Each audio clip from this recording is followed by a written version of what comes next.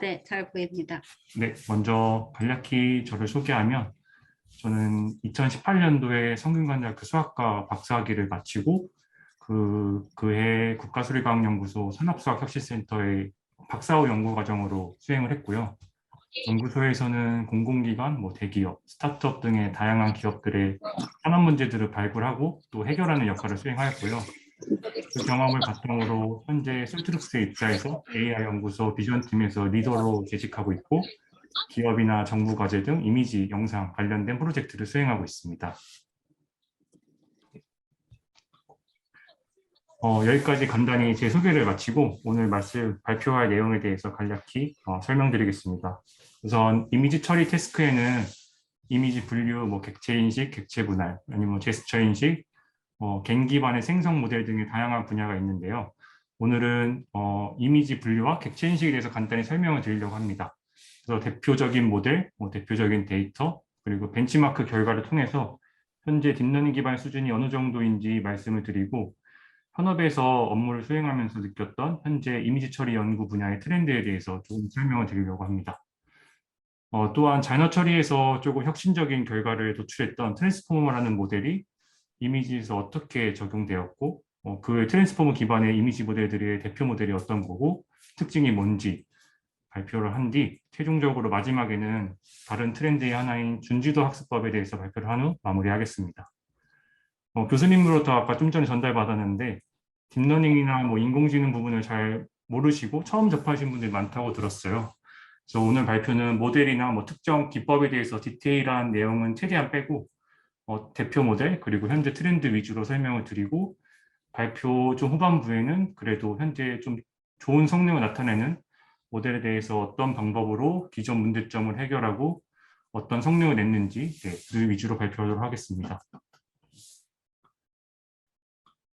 네, 대표적인 이미지 처리 태스크에는 이미지 분류나 객체 인식, 객체 분할, 제스처 인식, 생성 모델 등이 있고 그 외에도 이미지를 활용한 이상 탐지나 미래 예측 등 정말 다양한 분야들이 있습니다.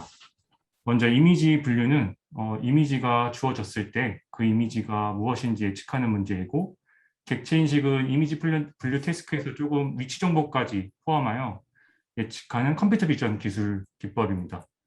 객체 분할은 객체 인식에서 좀 더 발전해서 단순한 객체의 위치를 표현하는 것이 아니라 픽셀 단위로 포함하여 예측하는 기술입니다. 네, 제스처 인식은 사람의 신체나 신체 중에서 얼굴, 몸, 손, 발 등의 키포인트를 탐지해서 정지된 단위 자세 혹은 연속된 동작을 인식하는 기술을 말하고 생성 모델은 겐 모델을 활용해서 지금 보시는 여기 생성 모델의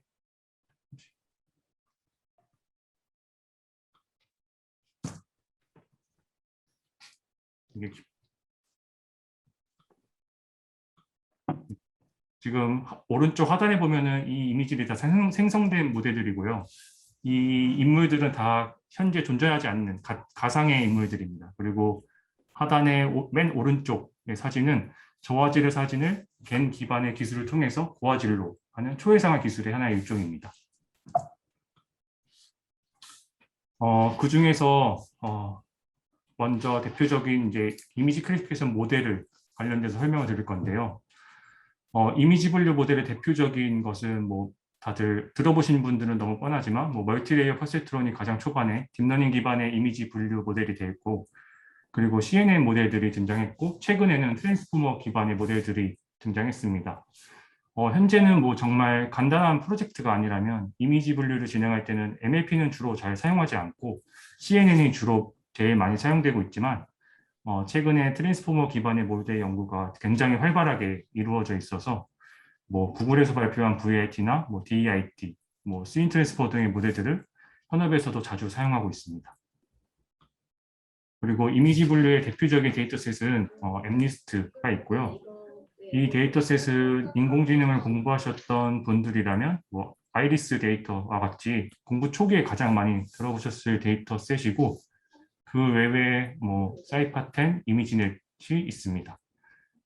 가운데 사이파10은 클래스가 총 10개를 가지고 있고 이미지 화질은 32 by 32를 나타내고 총 개수는 6만 개를 가지고 있으며 엠니스트, 흑백의 엠니스트에 비해서 이건 RGB 칼라 채널을 가지고 있는 칼라 사진입니다. 그리고 이미지 분류 벤치마크에서 가장 많이 사용되는 게 이미지 데이터 셋인데요. 총 클래스는 1000개, 그리고 120만 장 이상의 사진을 갖고 있습니다. 여기에 있는 데이터셋은 모두 쉽게 온라인에서 다운로드 받거나 아니면 텐서플로나 뭐 파이토치 같은 딥러닝 프레임워크 라이브러리를 통해서 쉽게 다운을 받을 수 있습니다. 다음 화면은 이제 이미지넷 데이터셋에 대해서 다양한 모델들의 성능을 나타내는 그래프인데요. 2011년에는 이제 딥러닝이 보다도 컴퓨터 비전 기법이 사용돼서 한 50%의 정확도를 넘는 반면에 2013년에 이제 초기 딥러닝 모델인 알렉스넷을 통해서 한 60 이상을 상회하는 정확도를 보였고 지속적으로 지금 연구가 진행되고 있어서 현재는 한 90 이상의 수준을 나타내고 있습니다. 여기 보시는 이제 메타 수두 맨 위에 이제 2021년 위에 90을 넘었던 메타 수두 라벨이라는 것은 어떤 뭐 CNN 모델이라기보다는 준지도 학습법입니다. 당시 연구 트렌드인 뭐 노일리지 디스틸레이션 기법 아니면 뭐 백오브 트릭 이런 것들과 세마이 슈퍼바이즈 러닝 준지도 학습법을 통해서 처음으로 이제 이미지넷 정확도를 90을 넘긴 연구 결과고 이 내용은 잠깐 이따 후반부에 간단히 소개해 드리도록 하겠습니다. 네, 이제 객체 인식에 대해서 간단히 알아볼 건데 제가 연구소에서 공부할 때만 하더라도 한 2008년 정도에서는 주로 타겟이 이제 객체 인식 모델이 뭐 원 스테이지 모델이냐 아니면 투 스테이지 모델이냐는 뭔가 구분이 되었다면 현재는 이제 CNN 기반의 모델이냐 아니면 트랜스포머 기반의 모델이냐로 많이 구분되는 것 같습니다. 대표적인 이제 원 스테이지 모델은 뭐 욜로나 SSD 같은 모델들이 있고 투 스테이지 모델은 패스트알셰인 등이 대표적인 모델입니다. 그리고 이제 오른쪽에 CNN 기반의 대표적인 모델은 구글에서 발표한 에피션트 뎃이라는 모델이 있고 에피션트 뎃은 에피션트 넷이라는 CNN 기반의 백본을 통해서 이미지 피처를 추출하고 그리고 뭐 바이FPN이라는 이런 피처 피라미드 네트워크를 통해서 그런 것들을 활용해서 객체 인식을 과정을 수행하고 있습니다. 그리고 트랜스포머 기반의 대표적인 모델은 스윈 트랜스포머라는 모델이 있고요. 이거는 작년에 마이크로소프트에서 발표한 모델이고 해당 모델은 뒤에서 좀 더 자세하게 설명드리도록 하겠습니다. 네, 뭐 이걸 말씀드리기 전에 객체 인식 모델에 대해서 좀 말씀드리면 현재 뭐 경진대회 아니면은 뭐 프로젝트에서 거의 대부분 상위 랭크에 차지하는 모델은 뭐 스윈 트랜스포머 모델이라고 말할 수 있는데요. 그래서 높은 정확도를 얻어야 하는 프로젝트나 과제에서는 스윈 트랜스포머를 많이 사용하지만 현업에서는 정확도만큼이나 처리 속도도 굉장히 중요하게 생각하거든요. 뭐 이게 실시간 인식이 되냐 안 되냐. 그래서 아직도 뭐 욜로나 뭐 패스트 RCN 뭐 아니면 더 가벼운 모델들도 현재 많이 사용되고 있습니다. 그리고 이제 데이터셋은 이제 MS 코코와 파스칼 VOC가 있는데 이거는 뭐 클래스 수가 20개 그리고 80개 이런 것들로 이제 구분을 할 수 있습니다. 그래서 이미지 분류와 마찬가지로 이 객체 인식에 관해서 벤치마크를 볼 건데요. MS 코코에 대해서 벤치마크를 보겠습니다. 16년도에 한 SSD라는 모델이랑 패스트알신의 정확도는 약간의 차이가 있지만 그래도 딥러닝 기반으로 했을 때 정확도가 좀 괜찮았는데요. 오른쪽 이제 표를 보시면 신기한 결과가 이제 1위부터 6위까지 모델이 모두 트랜스포머 기반의 스윈 트랜스포머 모델이 적용된 것을 확인할 수 있습니다. 이런 객체 인식의 기술을 통해서 저희가 휴대폰에서 항상 뭐 사용하는 얼굴 인식 그리고 많은 분들이 좀 기다리고 있고 관심이 좀 많은 분야인 그 자율주행 그리고 제가 이거와 유사한 프로젝트를 진행했는데 쓰레기 탐지 이런 것들을 다양한 영역에서 활용되고 있습니다. 여기까지가 이제 간단한 뭐 이미지 처리 분야 중에 여러 개 중에서 뭐 이미지 분류 그리고 객체 인식에 대해서 어떤 모델들이 있었고 현재 뭐 스윈트랜스포머라는 모델이 가장 최고 성능을 나타낸다라고 말씀드릴 수 있는데요. 혹시 여기까지 뭐 질문하실 분 계실까요?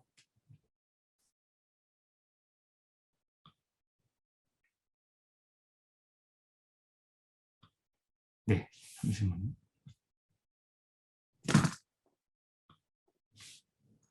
제가 채팅이 지금 잘 안 보여서. 네, 질문을 일단 한 번에 조금 보도록 하겠습니다. 네. 최근 이미지 처리 기술은 트랜스포머 기반의 모델 연구가 가장 활발한 것 같고요. 대표적인 모델로는 뭐 VIT나 DIT, 스윙 트랜스포머 같은 모델명이 있고, 각 모델들은 이전 모델의 문제점들을 좀 해결하면서 더 좋은 결과를 도출하였습니다. 트랜스포머와 더불어서 이제 다양한 학습 기법들도 많이 연구가 되고 있는데요. 최근에는 뭐 노일리지 디스틸레이션, 뭐 백오프 트릭, 준지도, 비지도 학습법 등이 있고, 그중 간단히 발표 끝물에 세마이 슈퍼바이저 러닝이라고 준지도 학습법에 대해서 설명을 드리도록 하겠습니다. 네, CNN 모델은 모든 비전 영역에서 놀라울 정도로 기존 모델들보다 높은 성능을 나타내가지고 정말 비전 분야에서는 CNN을 통해서 정말 획기적인 결과를 얻을 수 있었는데요. 여기서 뭐 CNN에 대해서 저희가 설명을 하진 않겠지만 이런 컨볼루션 커널이라는 혹은 필터라고 불리는 작은 박스들을 이미지에서 연산을 해서 특징을 추출하고 맥스 풀링을 통해서 이미지 내 객체의 크기를 다양하게 보고 이런 식으로 진행이 됐습니다. 그래서 2015년에 대표적인 CNN 모델인 레지넷이라는 모델이 있는데 그때 처음으로 사람의 어떤 퍼포먼스를 능가하는 결과를 이 그래프를 통해서 확인하실 수 있고요. 물론 이제 CNN 모델은 현재까지 연구 개발이 계속 진행되고 있고요. 그 기술은 뭐 이미지, 영상 이쪽뿐만 아니고 언어나 음성 등에서도 많이 활용되고 있습니다. 이제 아래 그림은 작년에 테슬라 AI 데이 행사에서 발표한 건데요. 여기서도 트랜스포머가 지금 영구적으로 계속 잘 돼 있고 성능도 좋다고 하지만 아직까지도 CNN 기반의 디텍션 모델을 사용하는 것을 확인할 수 있습니다.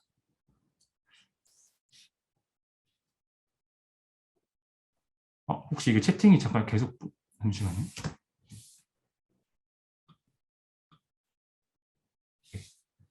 그래서 그런 지금 현재도 CNN을 계속 사용하고 있지만 2017년에 이제 구글에서 발표된 이 논문이 있는데요. 이 논문은 이제 Attention is all you need라는 논문이고 이제 트랜스포머와 관련된 논문입니다. 그래서 현재 약 한 3만 4천 회 이상의 인용이 되었고요. NLP 자녀 처리 쪽에서는 RNN이나 뭐 LSTM 기반의 모델에서 현재는 거의 대부분 트랜스포머 기반의 모델을 사용하고 있습니다. 뭐 대표적인 모델은 뭐 아시는 분들 많이 들어봤지만 뭐 버트나 GPT, 뭐 1, 2, 3 등이 있고 자연어 처리 쪽에서는 이 트랜스포머의 등장으로 인해서 다양한 태스크의 벤치마크에서 뭔가 주목할 만한 성능 개선이 있었습니다. 그 중에 이제 기계 번역 벤치마크 중 하나인 뭐 WNT 2014에서는 2017년이랑 2028년 사이에 트랜스포머 모델로 한 번에 좀 점프가 일어났고요. 오른쪽 이제 표를 보시면 상위 랭크 모델이 모두 트랜스포머 기반의 모델인 것을 확인할 수 있습니다. 비전 분야는 이미 많은 CNN의 발전을 통해서 성능이 그렇게 나쁘지 않은 상황인데요. 하지만 이제 트랜스포머를 통해서 NLP의 성공은 자연스럽게 이제 비전 분야에 트랜스포머 적용을 유도하였습니다. 이제 뭔가 챌린지라고 제가 그냥 적어놨는데요. 이미지 분류에서 이미지넷 데이터셋에서 90을 넘기기가 조금 어려운 상황이었습니다. 계속적으로 뭐 연구는 되고 있지만 90이 넘기는 어려운 상황이었고 그리고 객체 인식에서도 코코 데이터셋에 대해서 이거는 정확도가 아니고 MLP라는 측정 지표를 사용하는데요. 여기서도 이제 60이 넘기기 어려운 조금 그런 상황이었습니다. 그래서 이제 개발자들은 이제 트랜스포머가 자연어 처리 쪽에서 너무 잘 되니까 혹시 이거를 비전 분야에 잘 적용하면 괜찮은 결과가 나오지 않을까라고 기대를 하고 연구를 한 것 같습니다.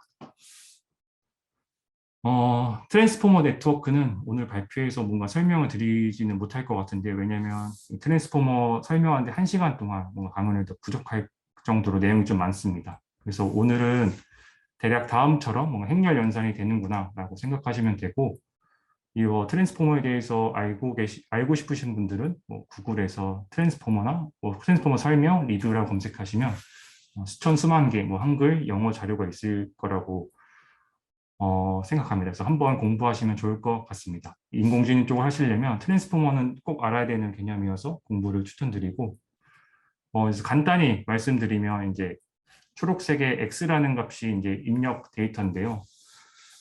이런 input 값이 들어오면은 여기 3번 A라는 해당되는 거에 WQ, WK, WV 같이 이제 학습 가능한 매트릭스들이 있어요. 그래서 이제 여기다가 인풋과 매트릭스들이 연산이 통해서 네 번째 숫자 4번인 QKV라는 행렬을 생성하게 됩니다. 다시 한번 행렬 연산을 취하면 Z0부터 Z7까지 이런 아웃풋이 생성되고 최종적으로 마지막으로 W0라는 이제 행렬을 곱해서 Z의 최종 아웃풋이 생성되게 됩니다. 그래서 트랜스포머는 일단 입력 데이터가 X고 최종 아웃풋이 이제 Z라면 보통은 입력 데이터와 출력 데이터 사이즈가 같지만 그 안에 연산은 모두 행렬 연산으로 작동하고 있습니다. 네, 여기서 총 이제 3번의 행렬 연산이 수행이 되는데요. 그래서 이것들을 행렬 연산을 연산 복잡도 측정해서 관점에서 계산을 해보면 다음과 같이 얻을 수 있습니다. 이 부분은 이제 빠르게 넘어갈 건데 공업 수학이나 간단한 성형대수를 보셨으면 이 아랫값, 계산값을 얻는 거는 그렇게 어려울 것 같지 않습니다. 네. 그래서 주목해야 될 점은 저희가 이제 뒤에 발표할 것 중에 주목해야 될 점은 MSA 연산 복잡도인데 그 이퀘이션에서 두 번째 함인 HW의 제곱이 있습니다. 근데 HW는 이제 이미지에서 레졸루션을 나타내고요. 이제 문제점은 이미지 레졸루션이 커지면 연산 복잡도는 그거의 제곱만큼 커지는 것을 미리 좀 알고 가시면 더 좋을 것 같습니다.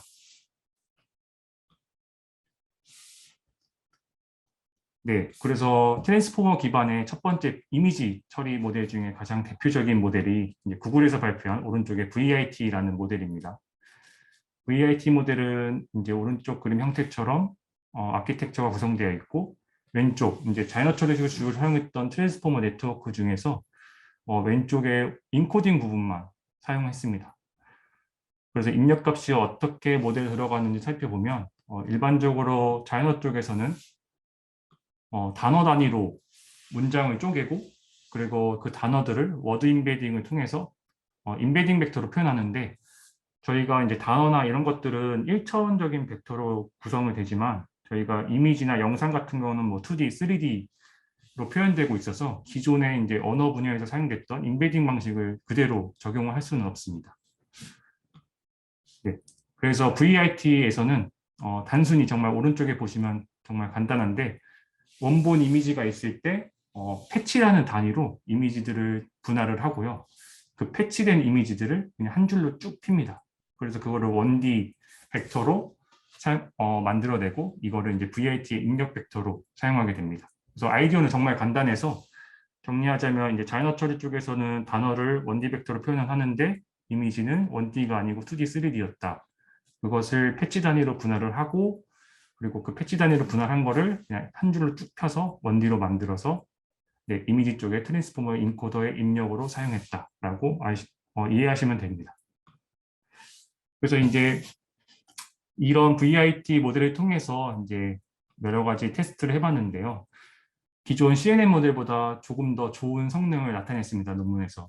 보시면 레지넷이나 에피션트넷 기반의 모델보다도 더 향상된 결과를 얻을 수 있고요. 한 가지 저 주목할 점은 학습 속도, 학습 진행 속도, 이제 밑에 보시면 이제 GPU V3 데이즈라는 게 있는데 이것을 봤을 때 진행 속도가 4배에서 크게는 20배 가까이 빨라지는 것을 확인할 수 있습니다. 그러면 이러면은 뭔가 VIT라는 모델이 기존의 CNN보다 더 좋은 점만 있다고 생각하실 수 있는데요. 여기 조금 치명적인 좀 약점, 문제점이 VIT에서 있는데 그거는 이제 저기 하단에 보시면 JFT 300M이라는 데이터셋을 프리트레인으로 활용했다는 건데요. JFT 300M이라는 데이터셋은 구글이 갖고 있는 프라이빗 데이터셋이에요. 약 3억 장 정도를 가지고 있어서 그것을 이제 사전 학습을 해야지만 위와 같은 결과를 얻을 수 있어서 일반적인 사용자나 아니면은 데이터를 구하기 어려운 환경에서는 이 VIT만 사용했을 때는 CNN보다 더 좋은 결과를 얻을 수는 없다라는 결론을 낼 수 있습니다. 네, 이제 이 그래프도 이제 그 데이터셋의 양과 측정 정확도를 나타내는 건데요. 먼저 왼쪽 거를 보면은 학습 데이터 양에 따라서 이제 동그라미가 VIT라고 보시면 되고 이제 사각형 박스가 CNN 기반의 모델이라고 보시면 됩니다. 그리고 JFT 300M으로만 학습을 했을 때의 경우만 VIT 동그라미 모델이 CNN 기반의 모델보다 성능이 좋은 걸 확인할 수 있고 오른쪽 그림을 보시면 JMT 3억 장 중에서도 뭐 3억 장, 1억 장, 3천만 장, 100만, 1000만 장 이런 식으로 했는데 한 1억 장 이상만 1억 장 이상으로만 뭔가 프리트레이닝 했을 때 기존의 CNN 모델보다 좋은 것을 확인할 수 있었습니다. 그래서 지금까지 이제 이미지 쪽에서 트랜스포머 모델이 활용돼서 첫 번째 VIT 모델이 나왔는데 결론적으로 보시면 VIT는 트랜스포머만을 활용한 첫 번째 이미지 처리 모델이다. 대신에 데이터만 충분히 많으면 CNN보다 좋은 성능을 얻을 수 있다. 다시 다르게 말하자면 데이터가 정말 많아야 한다라는 단점이 있습니다. 네, 이러한 이제 VIT에서 문제점을 갖고 있는 상태에서 이제 페이스북, 현재는 메타라는 명칭을 가지고 있는 기업인데요. 여기서 이제 노일리지 디스틸레이션이라는 기법을 활용해서 JFT 300M이라는 3억 장 그 엄청나게 큰 외부 데이터 없이 기존 CNN보다 좋은 성능을 나타내는 결과를 발표했습니다. 그래서 노일리지 디스틸레이션은 이제 학습 기법이라고 할 수 있는데요. 이게 좀 수식에 들어가서 좀 복잡할 것 같지만 그냥 간단히 말씀드리면 노일리지 디스틸레이션은 기존은 원래 한 가지 모델을 학습을 하는데 이 기법은 두 개의 모델을 동시에 학습을 진행합니다. 그래서 두 개의 모델을 저희가 하나는 티처 모델이라고 칭하고 하나는 스튜던트 모델로 칭하는데 최종적으로 학습 완료해서 저희가 사용하는 모델은 스튜던트 모델입니다. 티처 모델은 그냥 스튜던트 모델 학습과 성능에 영향을 주는 약간 보조 모델이라고 생각하시면 되고요. 기존에 이런 딥러닝 모델이 학습을 할 때는 이제 학습한 모델의 예측값이랑 그리고 실제 정답과의 차이를 통해서 모델이 업데이트되는 형식으로 학습이 진행되는 반면에 노일리지 디스틸레이션은 스튜던트 모델의 예측값이랑 그리고 사전 학습된 티처 모델의 예측값 그리고 정답과의 차이 이렇게 각각 두 가지를 구하고 이 로스 값을 합하고 모델이 최종적으로 업데이트되는 형식입니다. 여기서 보시면 소프트와 하드 뭐 이런 종류가 있는데 모델 예측값을 소프트맥스로 나온 확률값을 그대로 사용하는 방식이 소프트 디스틸레이션 방식이고 그 확률값을 이제 원활 인코딩 형태로 변환해서 사용하는 것이 하드 디스틸레이션 기법입니다. 그래서 이거를 뭔가 그림화, 시각화해서 보면은 각각 티처와 스튜던트가 학습이 되고 그리고 소프트맥스 값을 반환하고 티처 네트워크와 그 스튜던트 네트워크 간의 로스 값을 구하는 하나 그리고 스튜던트 모델의 값이랑 실제 정답의 로스 값을 합해서 백프로파게이션 통해서 학습이 진행되는 방식입니다. 그래서 VIT는 이제 스튜던트 모델 하나만 학습을 해서 이런 게 없었는데 DIT는 이런 노일리지 디스틸레이션 기법을 통해서 다음처럼 이제 오른쪽 표처럼 좋은 결과를 얻었는데요. 일단 VIT보다 모두 성능이 좋고 주목할 점은 DIT는 외부 데이터를 사용하지 않았습니다. 그냥 같은 데이터 CNN과 동일한 양의 데이터를 사용했는데 CNN과 거의 유사하거나 좀 더 좋은 결과를 얻을 수 있었습니다. 그리고 이제 DIT에서 또 정리를 조금 하면은 DIT는 좀 전에 말씀드렸던 VIT의 단점을 노일리지 디스틸레이션을 통해서 해결을 했다. 그리고 좋은 성능을 나타냈다. 근데 이제 이미지 분류 태스크에서는 가능하지만 객체 인식과 같이 뭔가 객체 크기가 다양할 경우에는 이 트랜스포머 기반이 DIT나 VIT가 좀 잘 안 되는 문제가 있고요. 또 아직도 여전히 문제가 되는 게 아까 연산 복잡도를 잠깐 떠올리시면 이미지 화질이 2배가 되면 연상량이 4배가 되는 이런 복잡도 문제를 가지고 있습니다. 네, 이거는 그냥 간단히 좀 한 장 정도 제가 준비한 건데요. 이거는 제가 자꾸 트랜스포머를 뭔가 얘기할 때 CNN보다 트랜스포머가 최신 연구물이다. 그래서 뭐 트랜스포머가 현재 제일 좋다. 그리고 현업에서도 무조건 트랜스포머 쓸 거다라고 생각하실 수 있을 것 같아서 말씀드리는 건데요. 딱 이런 것 같습니다. 아직은 저희가 트랜스포머가 전기차라고 생각하면 아직 모든 사람이 뭐 앞으로 이쪽에까지 연구가 될 거지만 그래도 아직은 뭔가 하이브리드 형태가 좋거나 아니면 아직도 CNN 모델이 주로 사용되는데 그래도 제가 그냥 개인적으로 생각할 때 뭐 RNN이나 LSTM 같은 모델들은 최근에 잘 사용하지 않는 것 같습니다. 네. 네, 그래서 이제 조금 기존까지는 이제 이미지 처리의 분류에 대해서 좀 알아봤고, 그리고 트랜스포머, 요즘에 트렌드인 트랜스포머 모델의 뭐 VIT, DIT들이 어떻게 개발됐고 어떤 문제점들이 있는지 파악을 했다면, 이제 스윙 트랜스포머라는 거의 최신 모델이 있습니다. 그래서 기존의 트랜스포머의 기반의 어떤 모델들의 문제점은 많은 데이터를 요구한다. 근데 이거는 이제 DIT를 통해서 어느 정도 해소가 됐지만 객체 사이즈에 따라서 이제 플렉서블 하지 않습니다. 그러니까 예를 들면 아래 그림 2번처럼 내가 가진 데이터셋이 2번의 왼쪽처럼 큰 원만 가지고 있다면 이제 트랜스포머 기반 모델의 특성에 대해서 이 오른쪽 그림처럼 객체가 작아지면 인식을 잘 못하는 이런 문제들이 생길 수 있습니다. 그리고 마지막 세 번째는 이제 이미지 화질의 쿼드라틱 형식으로 연상량이 늘어나는 이런 문제점들이 있습니다. 현재는 스윈 트랜스포머가 나오기 전에는 이런 문제들이 있었고요. 이제 스윈 트랜스포머는 이런 문제점들을 해결하고 그리고 어떤 좋은 결과를 냈는지 한번 알아보도록 하겠습니다. 네, 그래서 저희가 논문을 볼 때 필요한 건 이 논문이 나오기 전까지의 어떤 성능 그리고 문제점 그리고 이 논문이 어떻게 해결했는지 이거를 중점적으로 보시면 논문 보기가 좀 편한데요.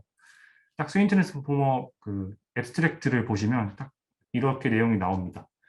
이제 문제가 이미지 객체 크기의 다양성이나 뭐 이미지 화질에 대해서 문제가 발생하는데 스윈 트랜스포머는 자기들만의 어떤 방법을 통해서 이것들을 해결했고 그리고 기존의 논문들 결과보다 자기들의 논문이 훨씬 더 성능이 잘 나왔다. 네, 이렇게 뭔가 배경을 깔고 들어가면 논문 이야기가 조금 편합니다. 네, 뭐 이제 보통 이제 딥러닝 논문을 보시는 분들은 이게 좀 익숙한데 처음 보신 분들은 아마 되게 힘들 거예요. 근데 이게 스윈 트랜스포머의 전체적인 네트워크 구성이고요. 이 네트워크에서 저희가 주의 깊게 봐야 되는 항목은 딱 네 가지입니다. 하나는 이제 패치 파티션, 그리고 리니어 인베딩, 그리고 가장 중요한 이제 스윈 트랜스포머 블락, 윈도우 멀티 헤드 셀프 어텐션, 그리고 시프티드 윈도우 멀티 헤드 셀프 어텐션, 그리고 네 번째가 패치 머징이라는 네 개 있는데요. 각 항목마다 어떤 기능이 있고 어떤 역할을 하는지 조금 살펴보도록 하겠습니다. 네, 패치 파티션과 리니어 인베딩은 VIT와 거의 동일한 방식입니다. 다만 이미지 전체에 대해서 진행하는 게 아니고 이제 윈도우라는 개념을 여기서 네모난 빨간 박스라는 개념을 도입해서 그 영역 안에서만 VIT와 동일하게 패치 파티션, 리니어 인베딩을 합니다. 그냥 쉽게 말하면 윈도우 그 빨간색 박스 안에서만 이미지를 패치 단위로 쪼개고 그거를 이제 원디 벡터로 쭉 빼서 VIT와 동일하게 트랜스포머 입력 데이터로 활용하고 있습니다. 예. 그래서 그 앞부분은 사실 VIT와 거의 동일한데 주의할 점은 이제 윈도우 전체가 아니고 윈도우다라고 파악하시면 되고 전체 영역이 작아졌기 때문에 분산 복잡도를 계산하면은 네, 이 부분도 사실 이제 간단하게 설명될 수 있도록 공부하셨으면 아래 계산식이 도출이 쉽게 될 건데요. 여기서 주목할 점은 기존의 이제 VIT의 MSA 방식은 오른쪽 항의 이미지의 하이트와 위스의 제곱분이지만 이제 윈도우즈 멀티 헤드 셀프 어텐션 기법은 M은 이제 저희가 윈도우 뭐 개수와 거의 연관이 비례 관계가 있는 건데 저거의 제곱분 그리고 이미지 레졸루션의 H와 AW는 이제 리니어한 관계로 볼 수 있습니다. 근데 M이라는 숫자가 H와 W에 비해서 굉장히 작기 때문에 계산 복잡도가 이제 쿼드라틱에서 리니어로 감소한다는 굉장히 큰 장점을 가지고 있어서 이제 스윈 트랜스포머는 기존의 문제점이었던 그 이미지 레졸루션이 커지면 계산 복잡도가 엄청나게 늘어난다라는 것을 이 윈도우를 적용해서 해결을 했고요. 그러면 이 윈도우를 넣었을 때 문제점이 좀 몇 가지가 있는데요. 하나는 윈도우 안에서만 저희가 이제 셀프 어텐션 작업을 수행하기 때문에 저 레이어 1이라는 것에서 그 빨간 박스 하나만 보면 그 안에서끼리만 어떤 연산이 이루어지기 때문에 그 박스들 간의 연산량은 할 수가 없습니다. 그래서 연결성이 굉장히 부족한 상태인데요. 그래서 이 부분을 Shifted Window라는 기법을 통해서 네, 해결을 했습니다. 아래 공식을 밑에 보시면 활용해서 Shifted Window를 적용하면 레이어 1 플러스 L 플러스 1 형태가 나오는데요. 근데 이제 또 문제가 발생하는 게 레이어 전 거는 4개의 윈도우에서 이제는 뭔가 이 시프트를 통해서 9개의 윈도우가 나왔습니다. 그래서 이제 다음 장에서는 이 4개에서 9개로 늘어난 이 각기 다른 크기의 윈도우들을 어떻게 효율적으로 셀프 어텐션 작업을 수행할지에 대해서 설명하도록 하겠습니다. 그래서 좀 정말 단순하게 생각하면은 지금 개수도 늘어났지만 개수 늘어난 거는 그냥 어쩔 수 없다고 생각하고 그래도 저 처음에는 4x4짜리 패치로 구성했는데 지금 보시면 첫 번째 9개 중에서 맨 왼쪽은 뭐 2x2, 그 다음 뭐 2x4 이렇게 매트릭스 형태로 나오는데 이거에 대해서 크기만 처음에 맞춰보자라고 네, 접근을 할 수 있습니다. 그래서 제일 쉬운 방법이 이제 제로 패딩이라는 방법인데요. 이제 그 9개 중에서 가장 큰 사이즈의 그 박스의 크기를 저장하고 그거에 맞게끔 나머지 것들을 다 0으로 채우는 겁니다. 논문에서 이거를 실험을 해봤는데 기존 4개의 어떤 윈도우에서 지금 왼쪽에 보시는 9개처럼 증가해서 제로 패딩을 했을 때 셀프 연산량을 측정을 하면 약 시간이 2.25배 시간이 증가되는 것을 봤습니다. 이렇게 되면 뭔가 연산 복잡도를 줄이는 효과가 거의 없다고 하는데요. 그래서 논문에서는 어떻게 이 방법을 효율적으로 할 수 없을까 고민이 많았고 그 방법이 이제 다음에 소개할 클릭 시프트라는 방법입니다. 이제 9개로 나뉜 이제 윈도우들을 이제 단순한 파이토치 이런 코드를 통해서 위치를 변경해 줄 수 있어요. 그래서 기존의 2x2 형태로 구성한 뒤 각각 마스크드 MS의 연산을 취해서 효율적으로 계산을 하는 건데요. 처음에 이제 윈도우 파티션이 이제 9개가 됐는데 저거에 이제 A, B, C 뭐 이런 식으로 라벨이 됐는데 저거를 시클릭 시프트를 통해서 저런 식으로 위치를 변경합니다. 그러면 이제 저기까지 보면은 이제 9개의 서로 다른 박스 형태가 4개의 약간 동일한 크기의 윈도우가 생성이 되는데요. 저기에 이제 이분들이 마스크드 MSA라는 기법을 통해서 저기서 자기들끼리만 연산을 해야 하거든요. 그 말은 이제 A는 A끼리만 자기 안에 있는 패치들끼리만 연산을 해야 되고 B는 저 빨간 박스 안에 있는 B끼리만 연산을 해야 되는데 과연 이거를 코드로 어떻게 수행을 했을까? 사실 이게 트랜스포머 배경 지식이 좀 없으면 좀 어렵지만 제가 단순히 그냥 그림으로 좀 설명을 드리도록 하겠습니다. 그래서 시프티드 윈도우를 통해서 2x2 형태의 윈도우가 첫 이미지처럼 9개의 윈도우로 구성되어 있고요. 시클릭 시프트를 통해서 이제 두 번째 그림 형태로 변경하겠습니다. 그리고 여기서 핵심 상황은 저 같은 색상에 있는 그 패치들끼리만 이제 어떤 행렬 연산이 이루어진다는 겁니다. 여기서 모두를 할 수 없으니까 저 빨간색이 쳐져 있는 초록색 박스와 파란색 박스만 저희가 한단 예를 들어 설명하면은 초록색은 초록색들끼리만 그리고 파란색은 파란색끼리만 연산이 이루어져야 하는데요. 그래서 세 번째 그림처럼 이렇게 플래튼을 해서 셀프 어텐션 역할을 수행하면 여기 맨 오른쪽 그림 보면은 왼쪽에 초록색 박스들과 그리고 하늘색 박스들이 되게 진한 검정색으로 채워졌을 거예요. 근데 이 부분이 연산이 되면 안 되거든요. 그래서 이 부분들을 추가적인 어떤 값을 마이너스 100에서 마이너스 150 값을 그냥 더해버립니다. 그렇게 할 수 있는 이유가 트랜스포머 했을 때 최종 아웃풋이 소프트맥스 값을 들어가야 되는데 이게 마이너스 100이랑 마이너스 150 값이 소프트맥스에 들어가면 거의 0으로 수렴하게 돼서 필요 없는 부분의 연산이 다 삭제되게 됩니다. 그래서 자기가 원하는 부분만 연산을 할 수 있는 이런 마스크드 기법을 이 스윈스퍼 연구진이 제안을 했습니다. 그리고 이제 마지막이 이제 패치 머징인데요. 패치 머징은 그냥 단순히 CNN의 맥스플린 정도로 생각하시면 될 것 같습니다. 그러니까 작은 사이즈의 오브젝트를 좀 큰 오브젝트로 좀 보일 수 있게 연산을 취해주는 건데요. 아이디어는 정말 간단한 게 왼쪽에 뭐 4x4짜리가 있는 어떤 형태가 있으면 각 그 빨간색 선을 기준으로 다 뒤로 쭉 이어 붙입니다. 그리고 리니어 인베딩이라고 그냥 매트릭스를 곱해서 네, 저렇게 검정색 박스 형태를 만드는데 저 검정색의 첫 번째 박스는 맨 왼쪽에 그 4개의 모든 정보들을 다 포함하고 있습니다. 이런 식으로 패치 머징을 통하면 이미지의 위스 하이트는 거의 반으로 줄게 되고 대신에 이제 채널이라고 뒤에 붙는 정보량은 2배로 확대될 수 있습니다.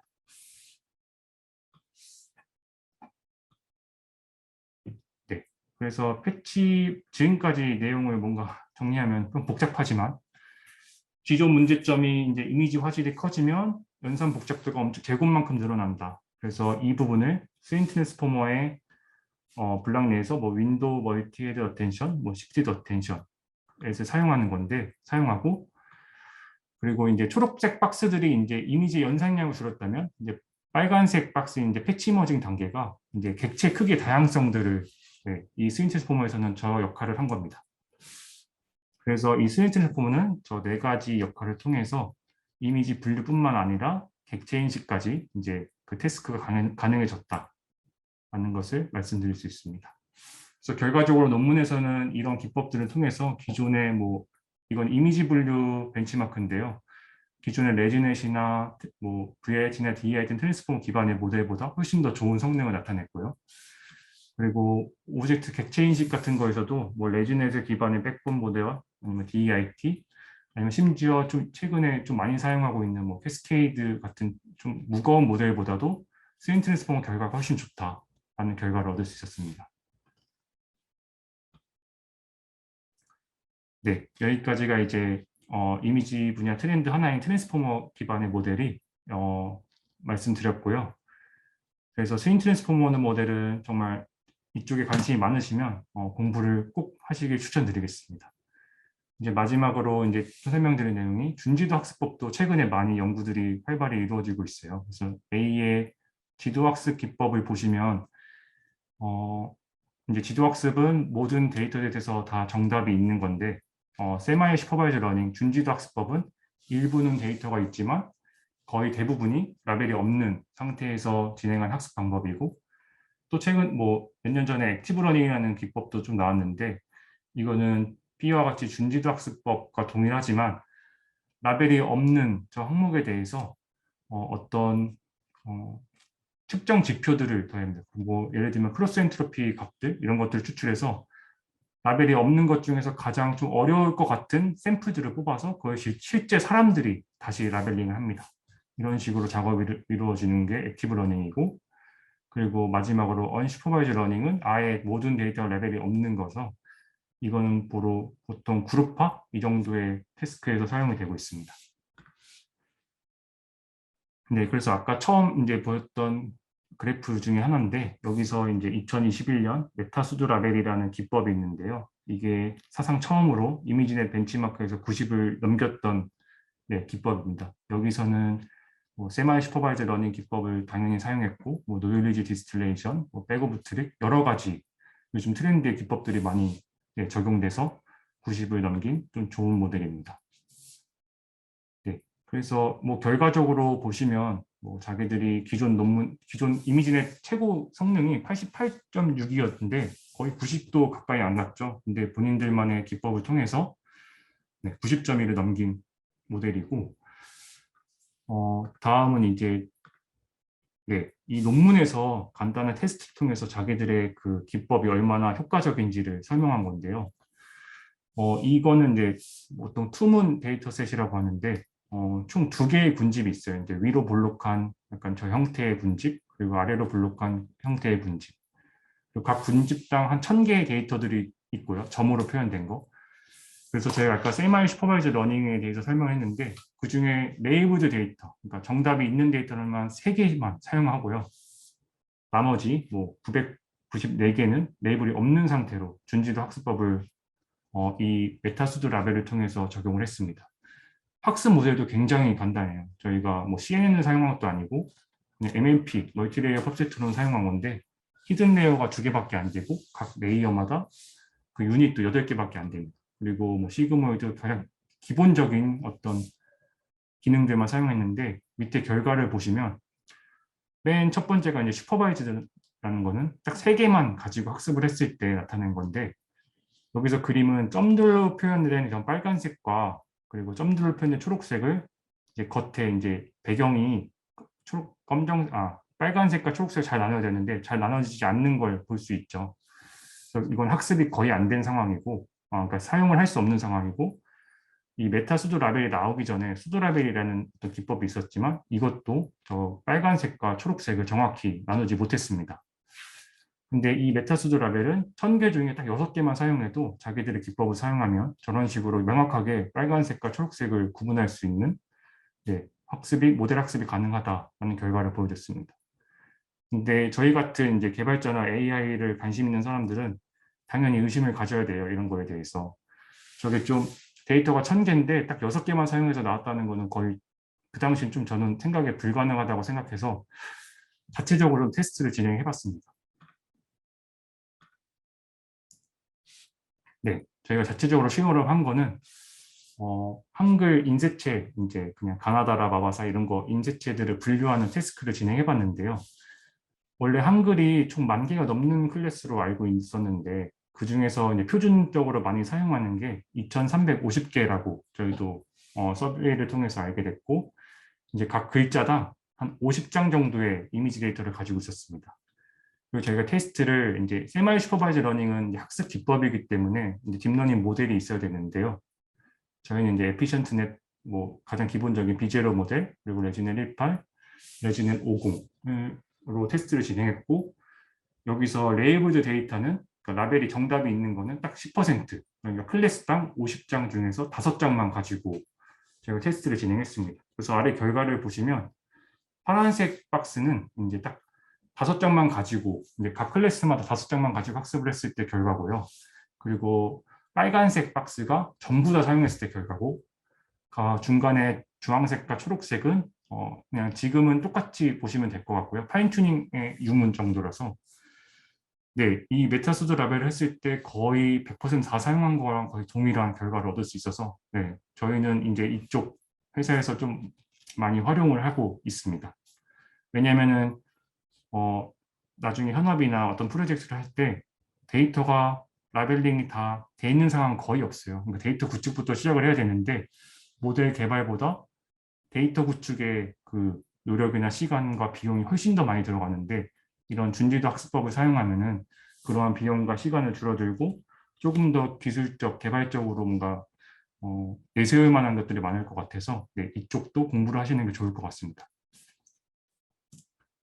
네, 메타수도 라벨은 저희가 했을 때만 해도 아직까지는 이미지 분류 단계였어요. 그러니까 객체 인식은 조금 활용되기 어려운 상태였는데 아직 제가 이 논문은 자세히 보진 않았지만 소프트 티처라는 논문인데요. 이 부분은 이제 세마이 슈퍼바이즈 러닝의 객체 인식 네, 영역입니다. 근데 이것도 상당히 결과가 좋은 걸로 저는 알고 있고요. 지금 이 소프트 티처 모델로 했을 때 아까 MS 코코 벤치마크에서 제가 6위 정도 한 걸로 기억하고 있습니다. 그래서 이쪽도 관심 있으시면 한번 보시면 좋을 것 같습니다. 네, 이거는 사실 저도 아직까지 계속 보고 있는 어떤 공부 주제인데요. 아시는 분들이 많겠지만, 이제 PI12라고 텐서플로어 코리아에서 이제 좀 현업에서 좀 전문가분들이 이제 12명씩 모여서 1주, 2주에 한 번씩 최신 논문들을 이제 발표하는 거고요. DSBA는 아마 고려대학교 산업경영공학과 거기서 이제 랩실에서 발표를 하는 걸로 알고 있습니다. 그래서 상당히 디테일하게 설명도 잘 돼 있고, 네, 좀 최신 논문의 트렌드들을 많이 활용하고 있고요. 그리고 저는 거의 한 이틀에 한 번씩 꼭 이 사이트를 방문하는데 페이퍼스 위드 코드라는 이제 최신 연구 및 이제 각 분야의 최신 모델 참고하는 사이트입니다. 그래서 여기 가시면 조금 요즘 어떤 모델들이 가장 최신 모델이고 어떤 것들이 연구가 되고 있는지 조금 파악하기 되게 쉬울 것 같고요. 그리고 제가 이미지 처리 쪽 분야를 이제 객체 인식, 이미지 뭐 분류, 뭐 세그멘테이션 아니면은 뭐 제스처 인식 같은 코드들을 참고하는 사이트인데요. 이제 오픈 MMLab이라는 사이트인데 여기도 정말 다양한 레퍼지토리들이 있고 설명도 굉장히 잘 돼 있어서 이 부분도 참고하시면 좋을 것 같습니다. 네, 여기까지가 이제 좀 발표 주제였고 이제 마지막으로 한 1, 2분 정도 제가 요즘에 관심 있는 거를 말씀드릴 건데, 최근에 이제 다 들어보셨지만 이제 겐이라는 모델들이 겐 연구 결과가 많이 나오고 있어요. 그래서 여기서 뭐 겐 설명은 제가 따로 안 드리겠지만 어쨌든 겐이라는 것은 현재 없는 것을 좀 뭔가 생성한다. 그리고 조금 다음 예를 통하면 좀 쉽게 이해할 수 있을 것 같습니다. 이제 여기 동영상인데요. 이제 여기서 왼쪽 저 소스 비디오라는 분을 보면 저분은 이제 아마 댄서이신 것 같아요. 저분이 소스 비디오가 되고 여기 쿠나의 여자분은 그냥 춤을 못 추시지만 어떤 이 영상을 저장한 겁니다. 그리고 그 소스 비디오 아래 보면 디텍티드 포즈라는 게 있는데 이제 제스처 인식에서 키포인트 추출이라는 모델이 있습니다. 저기서 이제 사람의 신체를 키포인트 추출한 건데 저 추출한 키포인트를 기반으로 이제 여기에 적용하면 이 여자분이 똑같이 춤을 추게 됩니다. 네. 그래서 이거는 그냥 연구 결과여서 저희가 활용할 수 없어서 이제 다음은 이제 제가 아는 지인을 이거는 이제 앞뒤 사진 한 장씩만 찍으면 준비가 다 완료된 거고요. 그리고 이제 제가 원하는 댄스를 출 어떤 소스만 있으면 네, 이런 식으로 뭔가 저희가 학습을 한 게 아니라서 지금 퀄리티는 그렇게 좋지 않은데 그래도 사용한 것만으로도 이렇게 만들어낼 수 있습니다. 네, 그리고 이거는 제가 겐 기반의 어떤 생성 모델도 관심 있으면 제스처 인식 모델도 관심이 많은데요. 이건 저희 회사가 이번에 CES 2022에 나가면서 메타휴먼을 만들었는데 여기 보시면 이제 사람이 어떤 제스처를 취하면 웹캠을 통해서 그것을 인식하고 자기도 어떤 메타휴먼도 반응을 해서 네, 이런 식으로 서비스를 진행하는 거고 오른쪽은 저희가 한 2년 전에 이제 수어인식 프로젝트를 진행했을 때 네, 딥러닝 모델을 직접 개발해가지고 수어를 하면은 이제 아래 화면에서 인식을 하는 결과를 네, 얻어낼 수 있었습니다. 네, 여기까지 발표 마치도록 하겠습니다. 감사합니다.